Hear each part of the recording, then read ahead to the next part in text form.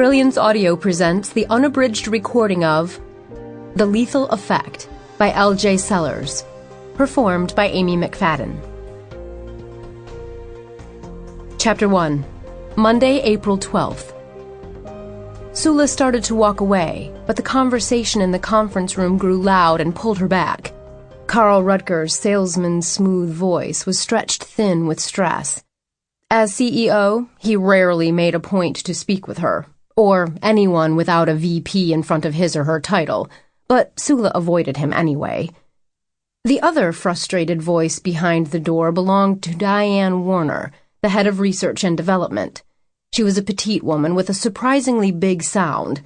The two most powerful people in the company were arguing about Nexapra, an antidepressant Prolabs had been working on for years, but now everyone was suddenly excited about. A mention of JB Pharma made Sula step closer to the door. She glanced down the short hallway to see if anyone had noticed her.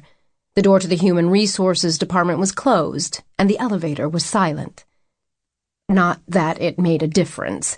She had a right to be here. Rudker and Dr. Warner had agreed to meet her in the conference room to give statements for the press release Sula was working on. JB Pharma, based in Seattle, was acquiring their company, and as a public relations assistant, it was her job to write up the announcements. She had cranked out quite a few high-impact press releases lately. First, Nexapra's amazing clinical trial results had set the research and investor communities buzzing.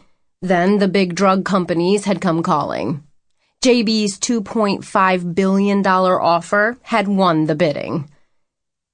The voice was a little muffled, but Sula was certain she heard Diane Warner say, "We have to tell them about the first set of data. It could change everything." The declaration sent a tingle up her neck. What could change everything? Was something wrong with the data? She had been sending out glowing press releases about the drug for weeks. Were they all wrong? She needed to know what they were talking about.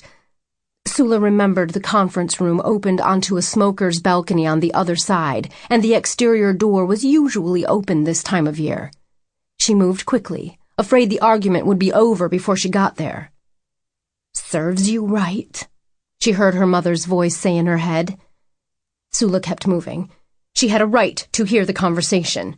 She had created the promotional material that encouraged doctors to enlist their patients in the Nexapra trials. If there was a Sample complete. Ready to continue?